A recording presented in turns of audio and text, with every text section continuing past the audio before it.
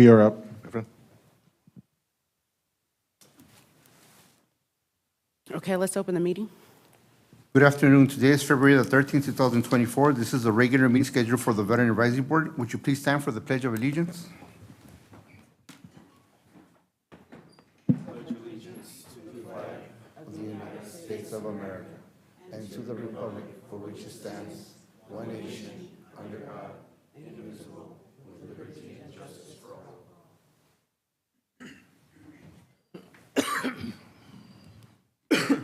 Item number 3, please. Item number 3, public comment.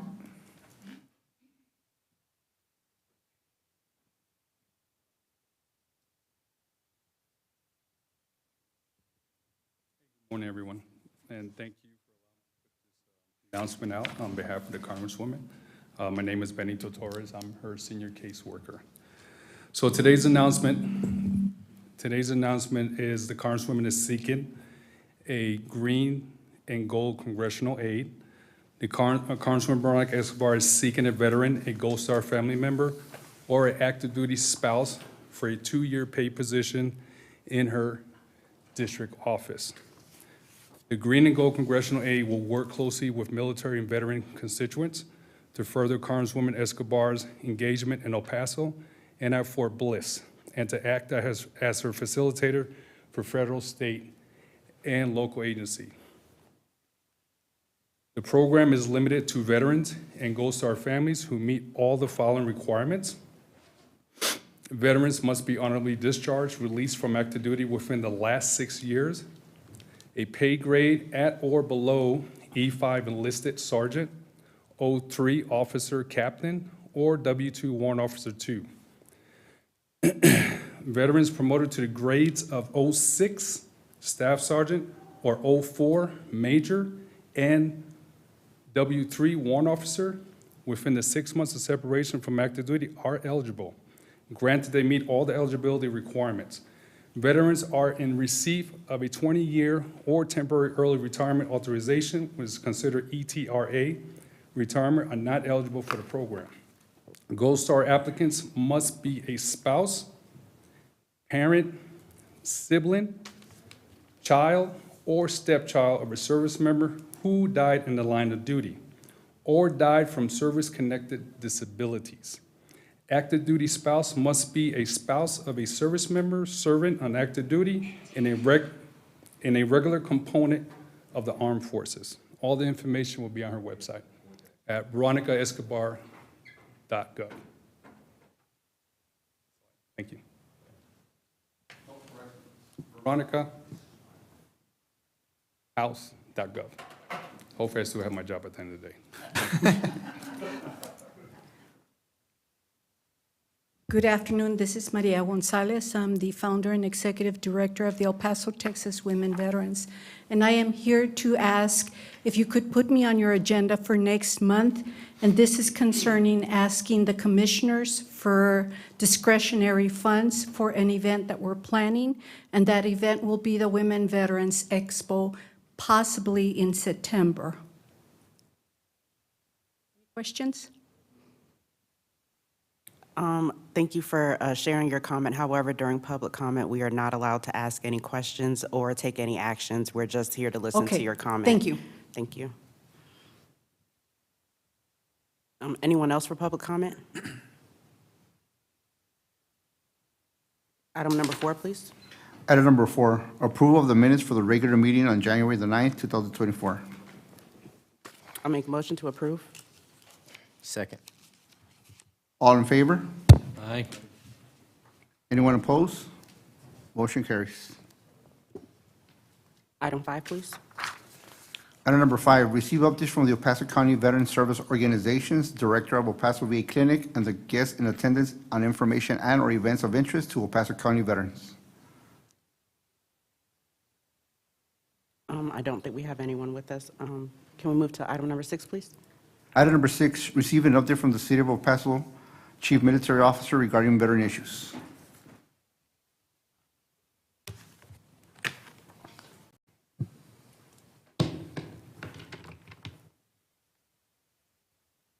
All right, so obviously Paul's not here, so don't be disappointed. you're going to have to deal with just Jerry today. Just want to let everybody know that we canceled our VAC meeting for this week because we're going to be at the VA design presentation, which we felt was important for our board members. So just want to let everybody know that we will not have a VAC meeting at 10 p.m. on this Thursday at City. Want to share with the team out here that our Veterans Ride for Free program, the grant that we received with Sun Metro, was a wild success. We've expended all the funds on that, and we put over 400 veterans that were able to get free rides with the city. And so that was a great program that we were able to provide for our veterans out there. And then we had a $4.5 million grant from the Texas Military Preparation Commission, which helped us to be able to fund or help. It was 4.5, so half the money for the grant is going to go to a McGregor Range water boosting station that was built in 1958, and the other 4.5 million that will be funded by the city of El Paso Water. And then we have a couple of events that are coming up, and so the big event that we have is going to be the 13th to the 15th of March. It's going to be at the El Paso Convention, and it's going to be the Borderplex Veteran and Family Caregiver Expo.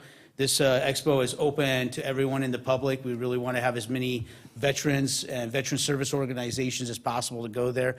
The program will start at 9 a.m.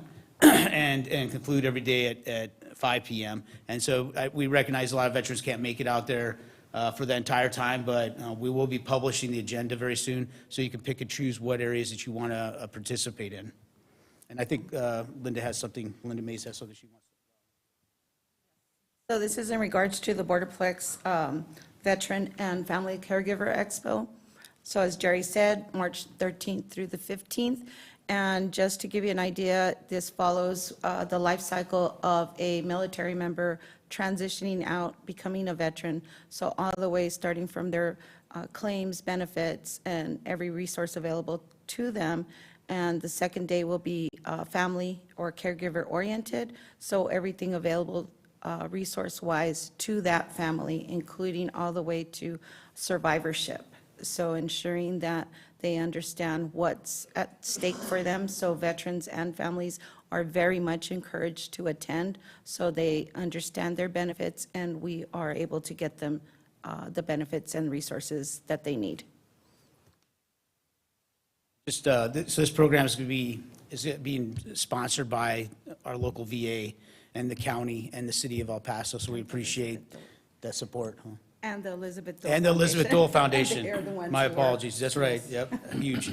Other than that, we have our next honor flight that's going to be coming up, and that's going to be so Honor Flight 17 will be returning on the 27th of April, so Saturday, 27th of April.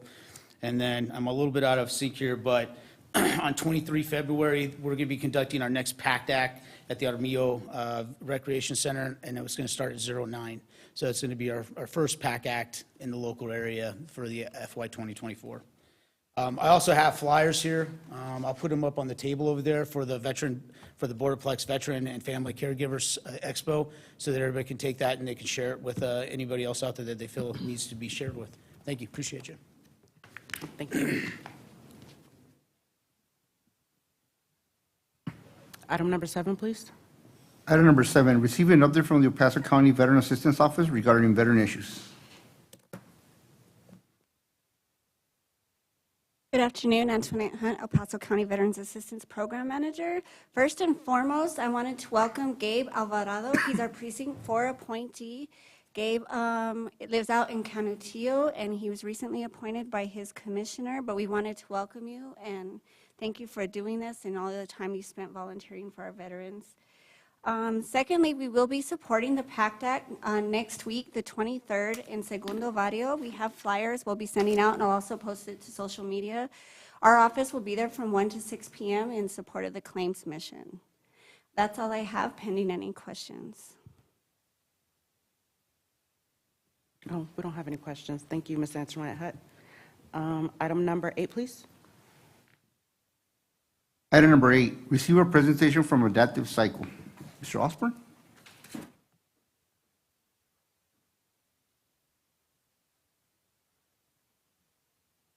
First of all, I'd like to say thank you for allowing me to speak today. My name is Mike Osborne. I run Adaptive Cyclers Plus.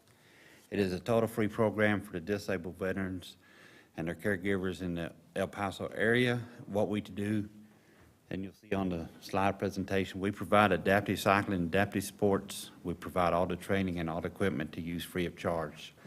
We've helped over 25 veterans get their adaptive cycles through the El Paso VA.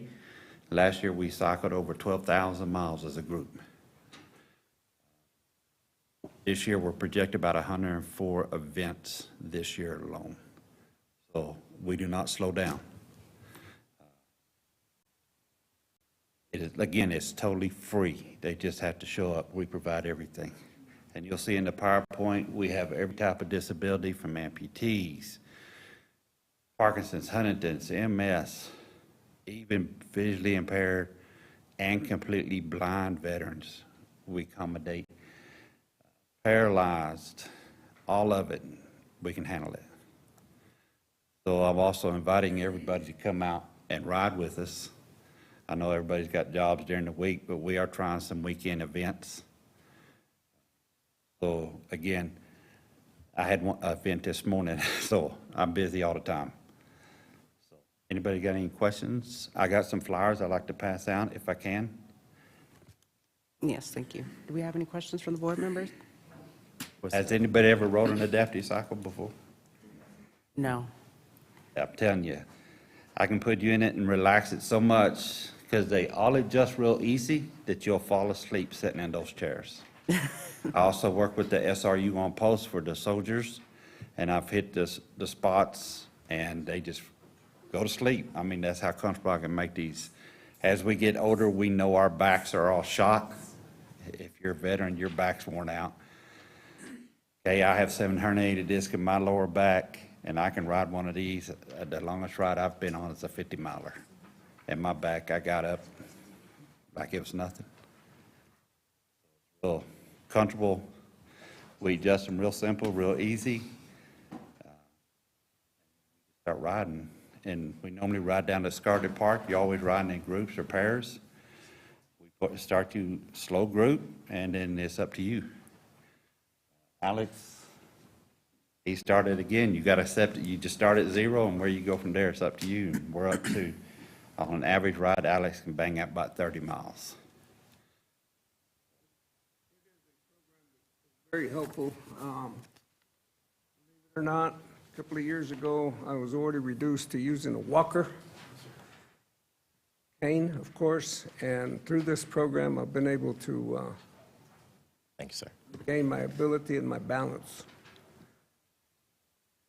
It is it's a very good program. Bullett's a member of it. I think he'll be speaking here in a little bit. Oh, he's already speaking. Excuse me. But anyway, I encourage anybody, everybody, disabled or not, because it is a lot of fun, and it does help you. You know, mobility is prime. So I know you don't take any questions, but we're out there on Tuesdays and Thursdays at Ascarate, and we have 1 week that we devote to adaptive sports, which bossy, basketball, I don't know what you call it, cornhole, hacky sack, whatever. But it's a fun time. It's a fun time for a get-together, plus energizing yourself. I'll get back to Mike. Thank you very much. And again, cycling is not only about physical, it's about mental. So people with PTSD and depression, they can come out and enjoy themselves and start dumping all that stuff they're dragging around cycling. And you really do 2 or 3 things all at once, you don't even know it. So anybody got any questions? I have a question. Oh, you want to go? Go ahead. I was just wondering, is there some sort of screener, like, or eligibility criteria? Do you ask proof of prior service or any of that stuff? No. Okay. Thank you. Come out and sign my waiver, so that's one of the park requirements too. You know, you gotta do the paperwork. Got it. And then I'll get you riding, get you trained up. But again, we provide everything, the helmets, the cycles, the water, everything, you just gotta come. You got any questions, sir? I was just going to say, how could other veterans support you? Even if they don't want to ride, how could they support you? They come out and volunteer. We're always constantly doing maintenance. We do everything. So If people just want to come out volunteer time, I can teach them how to do the paperwork.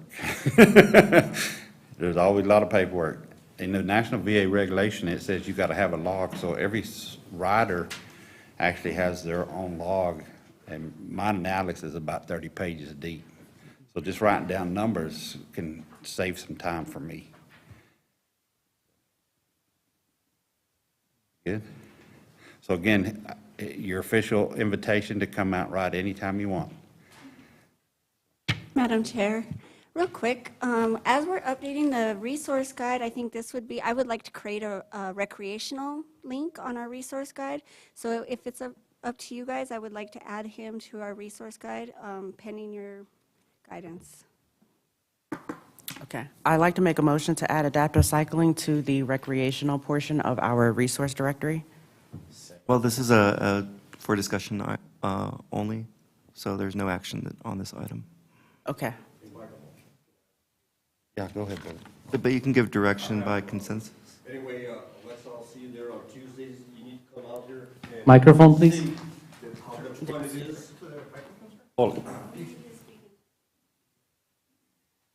You all need to come out there. You really do. Just get out there and ride. I know this Thursday might be too soon, but make plans on next Tuesday. The weather should be very nice. And you said what you could help us with. If you can donate some water, some Gatorade, that would be well appreciated, okay?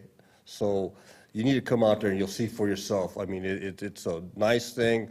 This man could barely walk, and now he's riding like 10 miles every time he goes out there. He's great. He's helped us a lot. He used to run the what was that, Veterans?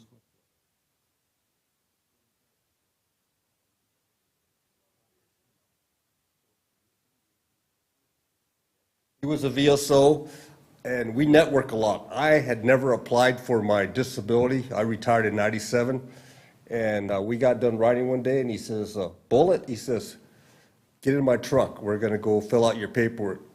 I got my 100% within 2 months without having to see no doctors or anything, because it was all service related. I just felt other people needed it more than I did because they had, missing arms and legs and stuff like that. But there's a lot of guys that have 100%. They've never been across the creek, never been in combat, And this guy, networking. He also used to run head of the Social Security here in El Paso. So he's helped a lot of people get disability from their disability Social Security. So there's a lot of networking that goes out there. So please come out there and join us. Thank you so much for your time. Gary, you can take a... Excuse me, what time is this? Because I don't see a time. Reason we don't put time on there because it's constantly changing, but we normally start at sunrise and go till 11 o'clock. That little QR code on the bottom of those handouts is our Facebook QR code. The Facebook is set on public view, so anybody can get in there and view it. I already posted the video for the ride today, but it also has a schedule. And anybody can always give me a call and say, hey, Mike, where y'all at? What time are y'all riding? Because I always carry my cell phone. Chair McCray, Anthony Martinez, Assistant County Attorney. You can give direction by consensus to staff without making a motion and taking a vote. So if you'd like to add. Okay. So once we have our discussion about how we're going to reorganize our directory, we'll be sure to include your information in it as well. Thank you very much. Thank you. And again, thank y'all for letting me speak today. Thank you. Item number 9, please. Item number 9, discuss and take appropriate action regarding the Veteran Advisory Board short and long-term goals for 2024 to submit to Commissioners Court for consideration. I did want to ask if we could move this item to executive session, or does this have to remain a part of the regular agenda? It's not posted as an executive session item, so it wouldn't, since it wasn't posted timely, it wouldn't be able to be moved. Okay, thank you. So this item, we wanted to talk about our last meeting that we had in January. County administration had joined us and asked us to generate some general ideas and initiate some goals and things for the county to work on in support of us being the Veterans Capital. and ways that the Veterans Advisory Board can further support the Veteran of the Year program as well. One part of that is us redoing the directory. We have a directory that's posted on the county's website that we've been talking about making changes to, and we wanted to take some time to, we have a whiteboard here, and here's some ideas about how we can go about reinventing or redoing our directory, as well as some ideas about Veteran of the Year and ideas on what the Veterans Advisory Board can work towards, and provide these ideas to Commissioners Court by presentation, hopefully by May. So if we could start with the directory first and hear those ideas and thoughts. Everything doesn't have to be, set in stone right now. We may have to have more than one working session. We may have to continue this item into our February and March, this is February. Maybe our March and April if we're not able to continue this today. But we at least wanted to hear some of the first thoughts and ideas on how we can redo the directory first. Okay, with the directory, I wanted to talk to you guys because I want to create a directory that has very specific needs so that the veteran only gets the needs that they are looking for. So my intent is to have 2 button pushes and get to your resources. So my thought process is we have a directory that says veterans and then homelessness, food insecurity, recreation, women veterans resources, things that. And then it's 2 buttons, right? You click the directory, and then you click what you need, and then you only see those things that you need.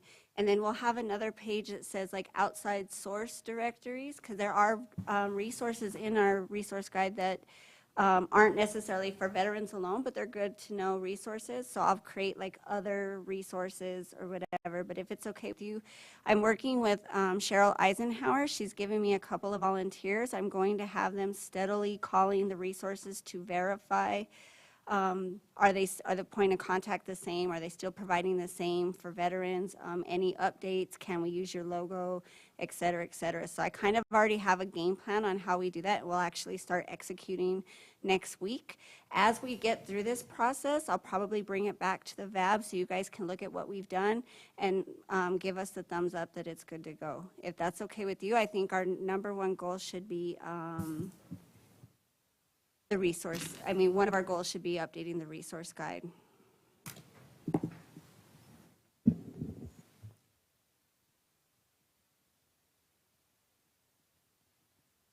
Yes, we do have many agencies that are looking at this guide and use this guide, especially for the crisis intercept map that we're working on and other large projects. So I think this is a good place for us to start with updating the resource directory that we do have and making it more comprehensive for veterans to find and to use.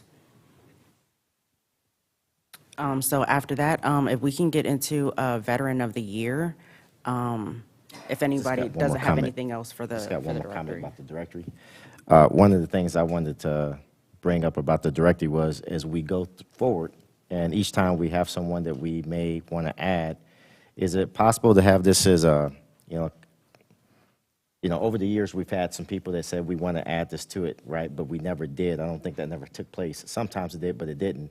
But is it a way to make this so we can make it easier for us to add someone so we don't miss that? Last 2 years, we've had a lot of people come here, but we really didn't add them. Is there a way to do that? I mean, as of right now, I'm working directly with our communications department. So as I send them an update, they update it immediately. So I've been working with them on different things on our webpage, and you'll see some things have changed, some things are still the same.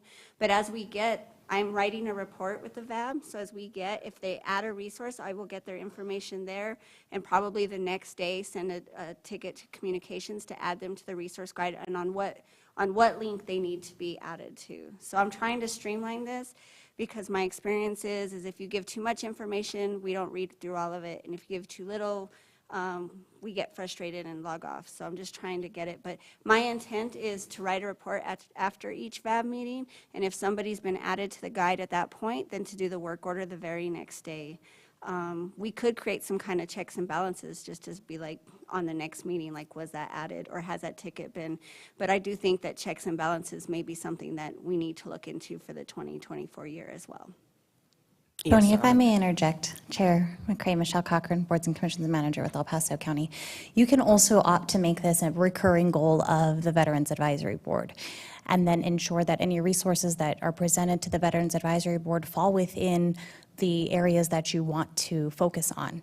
So that way you have a guiding format, if you will, and to make sure that the resources are relevant to, they meet the goals you're trying to meet, and then staff can update the resource guide accordingly. But I think in this discussion of this item, that's what we should discuss. Not necessarily, yes, set goals, but what is the overarching goal of the VAB? What are the things that you want to do and incorporate? What are those maybe 3 main things that you want to do? And then you can have these things under it, like updating the resource guide regularly, that's in alignment with that. Does that make sense? Yes. Does anybody else have anything else to add for the directory? Yeah. Can you look into what other things we can add to the directory, like making it a bit more functional?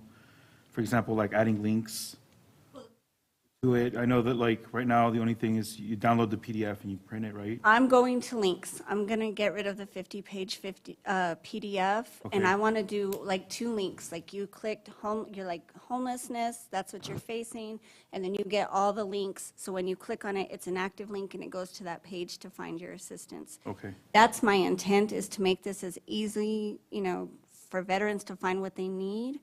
That way they don't get frustrated and just log off. So the PDF is good when you're going out into public and you want to hand it out, or even we have some veterans who don't do technology. So it's not a bad thing to have the PDF, but I think if we can make the website live and it goes to those links, that would be much more functional. So that's my intent. And like I said, as we go through it, I will work through it with you guys and show you what we've done so that we can kind of collaborate on that together. Okay. Thank you. Another thing I wanted us to move on to was the Veteran of the Year. Another thing that was brought to us at our January meeting was the policy that the county has established for the Veteran of the Year, and us looking at revamping our judges panel and also the application. Last year, there was a group that met to redo the application, and we have not seen the new application yet. And we also wanted to make changes with the judges panel as well, and establishing our process with communicating either with the veteran service organization so they can actually make a vote for the Veteran of the Year as well, and also taking it to Commissioners Court so that way Commissioners Court has the final say in who we are looking at for the Veteran of the Year as well.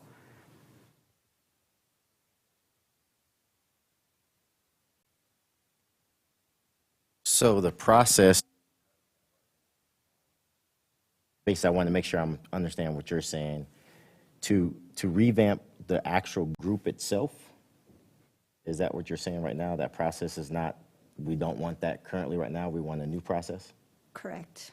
So the feedback from the veterans that I've received, I was at the UAVO meeting in January, and the feedback that I've received is the veterans want to be able to vote. So one of the recommendations that was made is that we take it to the veteran service organizations, and then they bring their top 3 nominees to the UAVO meeting in September. This will cause us to backwards plan further. Because if it goes to the UAVO in September, in October, we bring it to the VAB, and then the VAB will brief it to Commissioners Court sometime in October to select the actual Veteran of the Year. These are some changes that were requested.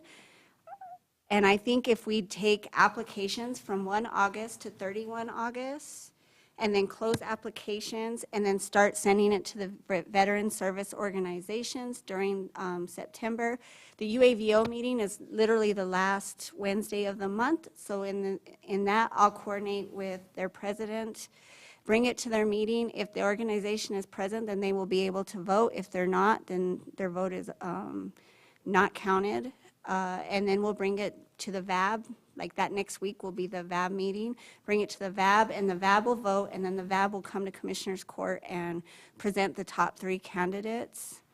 The other feedback that I received from the veteran community is that and this is something that I noticed, is that the nominations for the Veteran of the Year, we need to include the grading rubrics to the packet so people know how to write their nomination to get their veteran selected. And it's kind of tricky, but if you know what to write, I know all of these veterans, and I know they've done great things for our community, but if we don't know how to write the nomination, then our veteran's not the one being selected. So I just want to make sure that we start on an even playing field, and we give all of that information out to the public as they start sending in the nominations. So these are just things to consider. It's totally up to you guys what you take to Commissioners Court, but that's the feedback that I've received from the veteran community. So I'm open to us expanding the application period because I feel like it's always been very condensed anyway, with only 3 to 4 months for us to take nominations, and that's really not a lot of time for us to even market that we're even accepting nominees or when the nomination window will even open. So I think that's also been an impact on the number of nominees that we've gotten throughout the past few years as well. But also with us asking for the nominations to come from the veteran service organizations, I think it's nice for us to further include them in the discussion about who they would like to see represent El Paso County. So with that, and with us having the policy from the county, we were already looking at redoing the application. And so I think it actually fits with us in including the rubric, like we were saying, to that application, so that way we're giving all the information up front to the public, and we all are speaking the same language throughout that nomination process. Another part of that would also remove the Veterans Advisory Board from having to be a part of the judges panel necessarily, because we would be putting that back on the veteran service organizations. So historically, we've had 2 board members, a member from the civilian community, and then 2 other veterans that are just at large in the veteran community be a part of the judges panel. However, we have not had flexibility in changing, one, who our board members could be. I mean, amongst us board members, we've changed. However, that responsibility has never been removed from the Veterans Advisory Board, and we've been limited on who we can access as far as the civilian input at looking at these nominations as well. So another feedback that I've heard is that it should be all veterans judging who the Veteran of the Year is. Historically, we've kept a civilian on the judges panel because we felt like it's good for us to have that external, voice to things. However, when it comes to us taking care of veterans and service members, we were looking at it just remaining with veterans because we have an understanding of who we are and what we do.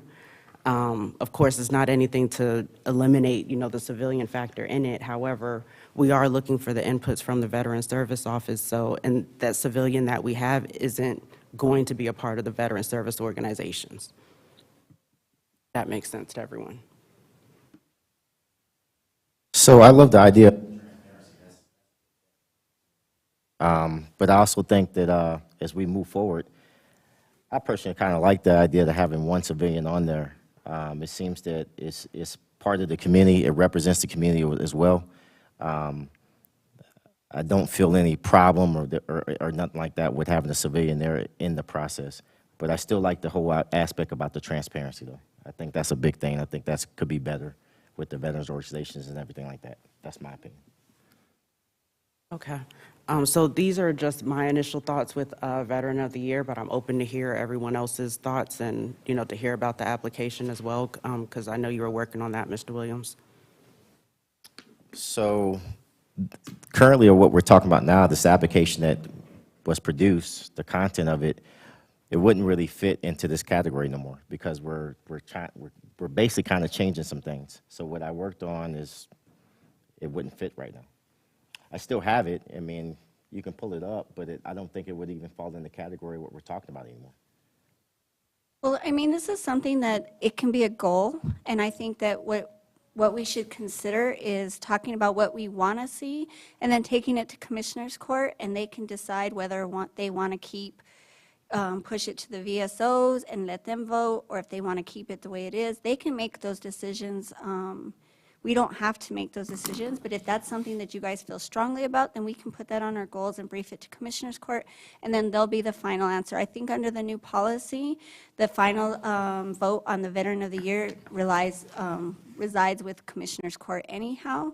So how we get from point A to point C is just going to be up to you guys kind of deliberating that. And that's something that we can work on as we work through this. But I think the application and nomination process can stay the same as long as we send out the rubrics with it, and then we make sure that they have a deadline. And then this year, I'll be collecting the applications, and we'll put them into a shared file, and then we'll probably share it the same way we always have for people to read in advance.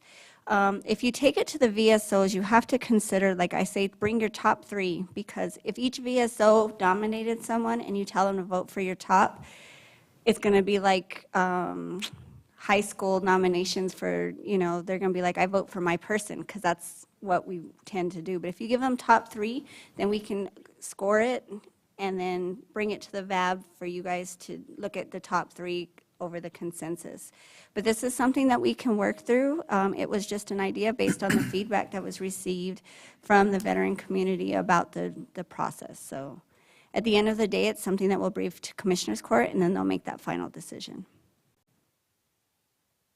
Any other inputs about Veteran of the Year? Yeah, so just from my perspective, I think it would be very important to, at the very beginning, get rid of any identification information so there's no bias and we can reduce the whole popularity contest voting. Are you talking about redacting it and then? Right, yeah, so getting the applications, but just taking out the name of the veteran that the application was submitted for. To make it a blind process, Tony. Right, I understand that.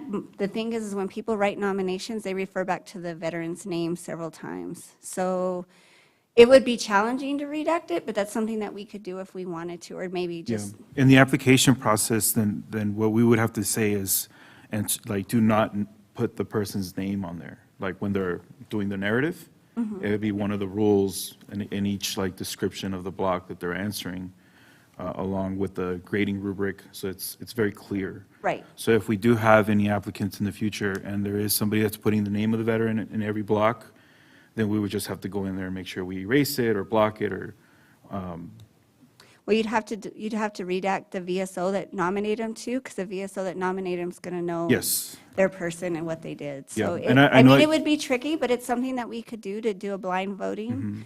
And then maybe assign them a number, like a sequence of a number, and then Right. they'll say this number, and this number are top 3. And then it's not a popularity contest. It's really by virtue of the deeds that were done, so. Yeah, I think that would be in everyone's best interest is to not put the name of the veteran that's being nominated. And I think another thing is the grading rubric needs to also have some sort of scoring, right? So like explanation of like, hey, like how exactly do they help? But not only putting in the point process, but if they work at a VSO, maybe a quick summary of their job description, because I know one of the things that I heard from the last nomination was, well, how much is what they're doing part of their job, and how much are they actually volunteering? Correct. And so, like, I understand that people have to do a certain thing for their job, but a lot of the other things that they're doing is actually extra. It's not really a part of their job. And so but I know that because I'm involved, right? And so, but I think for future reference, we maybe need to clarify that if they do work at a VSO, to put just a quick narrative of what they're mandated to do, so that whenever they're explaining how they stand out, we know that it's not part of their job. So that's. You can that's it. differentiate who's going above and beyond. Right. Versus who's doing their job. Correct. I agree. Thank you for all of the inputs on that. I would like to move us forward. Mr. Lopez, if you could share with us about the homeless court, because that was an item we had on last month's agenda that we wanted to save for this. Absolutely. So, one of the objectives for our strategy plan last year was veteran homelessness. And so I went out to the community and started asking, what are the gaps? What's going on? And a lot of it seems to be really more of a policy versus best practice issue, or maybe a case scenario, so there wasn't really a whole lot of trends that I was seeing. But the only thing that did kind of stand out to me was there were quite a few veterans that are getting involved in the legal system with crimes of homelessness. So there's like trespassing, parking tickets. A lot of veterans are sleeping in their cars. I'm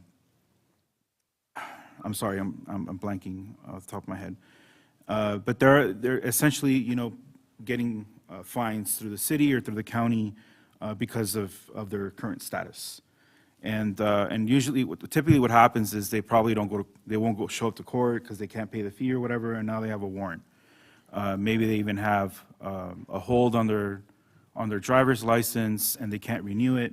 And so it just adds more barriers when you're trying to get housed, when you finally reach out to an agency to get housed, right? So they have to figure out their legal issues. Right now, the only support that exists in El Paso for those types of issues is the Texas Rio Grande Legal Aid, I believe, is the name of the agency. But they're also very limited in some of the things that they can provide, and they have a very big backlog. And so, this would be something that could kind of help with this issue that's kind of trending in El Paso. It is a pre-adjudication program, so it's not like they were charged and they're already in prison or jail or whatever, and then they would enter this program. So it wouldn't really conflict with whatever is established right now, which is the Veterans Treatment Court.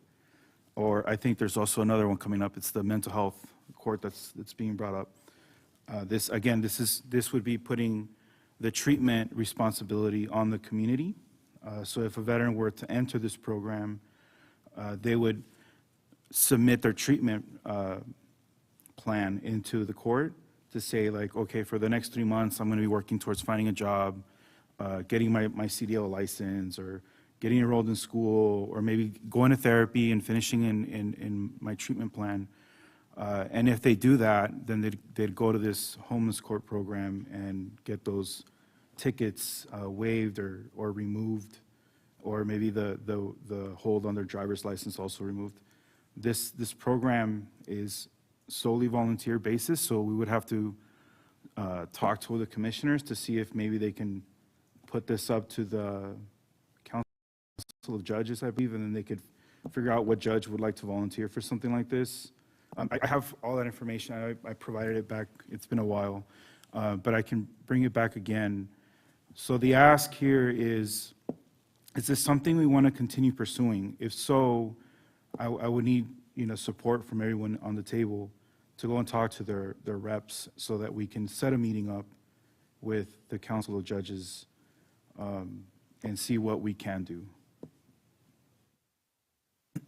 I think this is something that we should incorporate into our goals, and I am with you in supporting, us speaking with our commissioners and our appointees and seeing what it would take for us to get this done. Okay. Anyone else? I totally agree, too. Okay. Should be a goal. All right.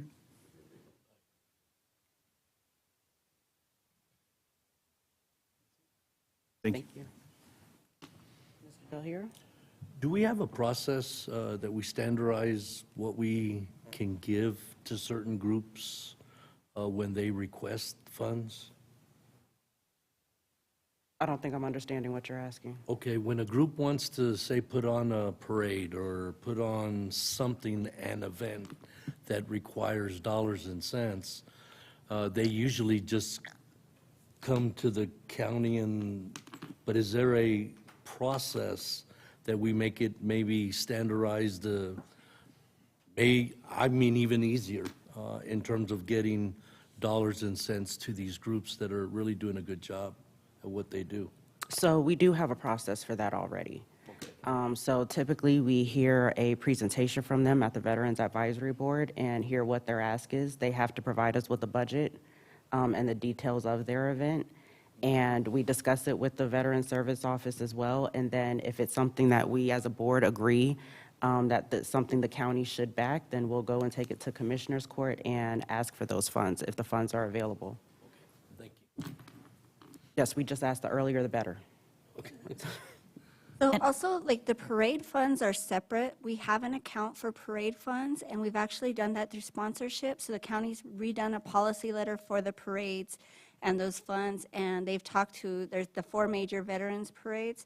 They've already talked to their president of the parade, and they know the process of how to do the agreement with the county for the sponsorship. So it's kind of like, we'll sponsor your parade up to X amount of dollars, and in exchange for that, you give us 5 slots in the parade, or 3 slots, depending on how big the parade is or whatever. But there's a policy letter that covers specifically the parades. If it's not an actual parade, if it's an event or whatever, that's going to fall in a different pot of money.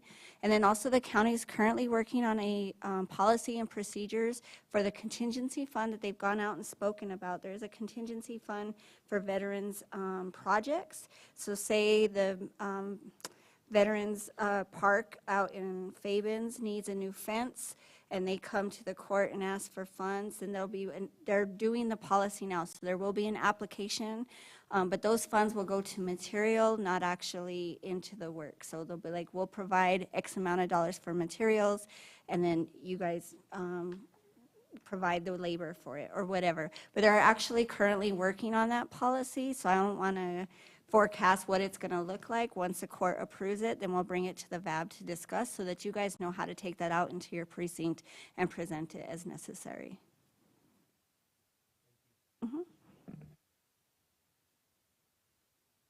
Anything else on that? Okay. The only thing I wanted to add was an accountability piece for us as board members.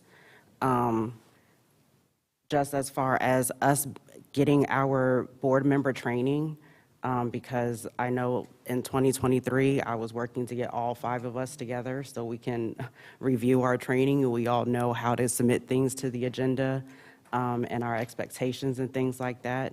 And we weren't able to do that in 2023. So one of the big things that I need for us to get done this year is for us to actually set a time for us to actually meet and go over our home stuff, the things that we do to show up here prepared.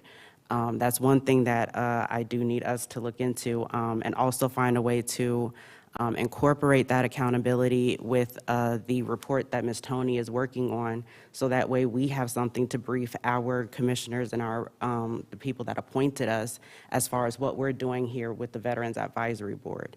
I've always requested that we meet with our commissioners or the person that appointed us at least quarterly. Ideally, it's monthly, because they all have their own initiatives and their own agendas and things like that that they want to see us do for veterans. And they also are looking for us to be our ear in the community and share with them the issues and the gaps that are coming up in our one-on-one meetings with them as well. So I want to make sure that we all stay on board with our communication with the people that appointed us, and they're aware of our attendance and what we're contributing to these meetings, and also establish the baseline that we're here to do more than just show up once a month. There's other veteran service organization meetings and other events going on that I want to ensure that us as board members, we're a part of or we're active in, especially when they're happening in our precincts. So that's one thing that I wanted us to get out just for us board members. And with the goals, like, we're working on the goals, but I know we're not going to finish it in one day. So what I would recommend is that when you meet with your commissioners in the next month, hopefully, ask them what their goals are for the Veterans Advisory Group for the year, and then bring those back to the next meeting, because I'm sure that each commissioner and the judge have their own ideas of what they'd like to see out of the Veterans Advisory Board. Talk to them, and then bring that back to the next meeting, and we can add that to what we brief to the whole court, because they may have the same concerns, or they may have completely separate concerns. So that's just something to consider, is when you meet with your commissioner, to ask them what's their view of what the VAB can bring to the community and how can we help better serve it. So, Thank you. Does anyone have anything else to add with that?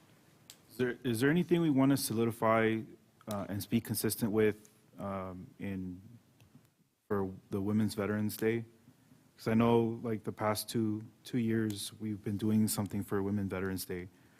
So is that something we just want to just stay consistent with and say like, hey, we're going to use some funds to reserve the room at the Ascate Park and host something, you know, and have maybe one of our reps come out and say a few words, provide like a lunch or something?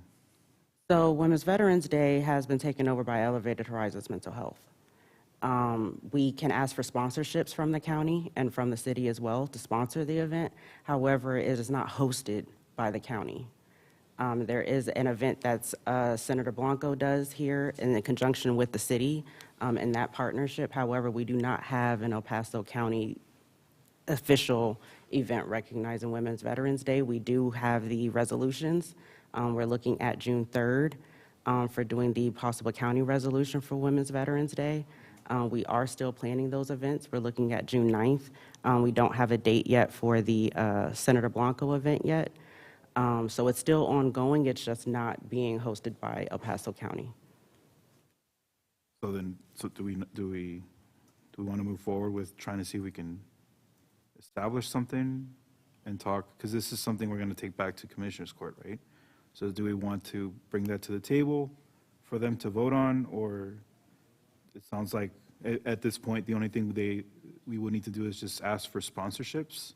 Yes, because we also have to ask to use the logo and the Veterans Capital logo with that. So that's another thing that will have to go to Commissioners Court.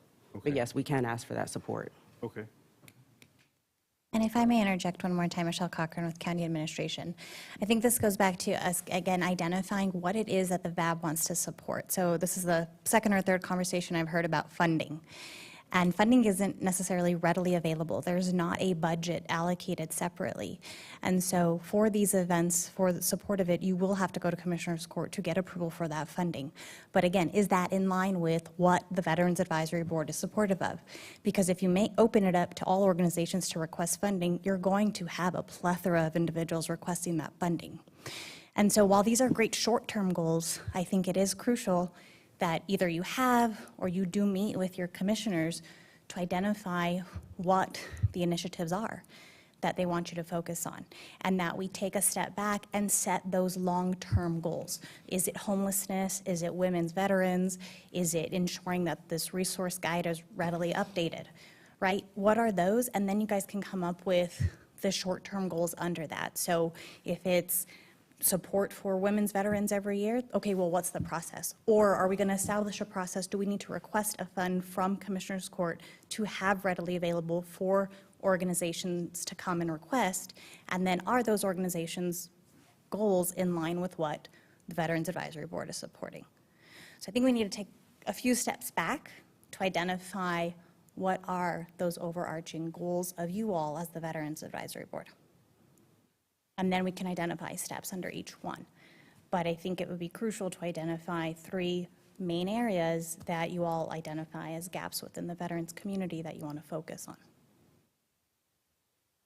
Mr. Gabe, I know this is your first meeting with us, and I don't mean to put you on the spot, your first time here, but do you have any inputs or anything to add Well, no, I mean, right I now? have my goals that I do want to talk to my commissioner about, but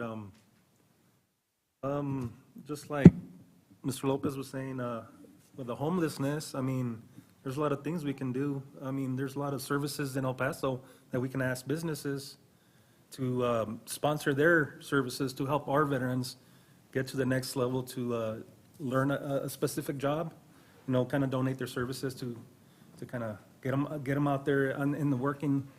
I mean, there's a lot of goals I want to do, but yeah. I don't know. Okay, Yeah. thank you. I just wanted to, give you Yeah, a chance to yeah, speak, yeah. but I No, know no, it's I'm your fine. first meeting, so no pressure. If we don't have anything else to add, I think this is a great place for us to stop for now. Give us a chance to go back and meet with our commissioners and, share with them, what's happened during this meeting. We will place the item on the agenda for next month so we can follow up and continue this discussion.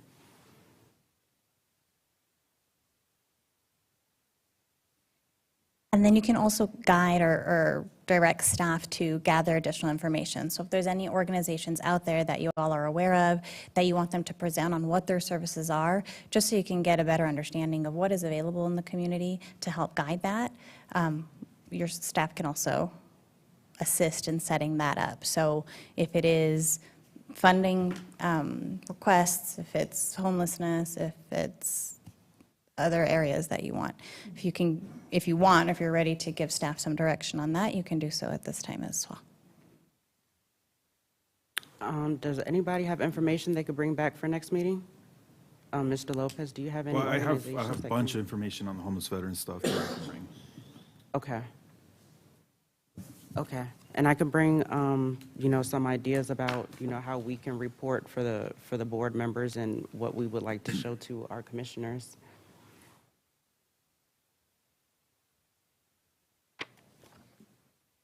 Mr. Williams, are you able to work on the Veteran of the Year application for next meeting? I will. Okay. Mr. Gabe, you'll have us some ideas and some feedback after you meet with your commissioner? I will. Okay. So next meeting, we'll have more ideas and some actual items for us to review and to look at for our goals for next month. Okay. Item number 10, please.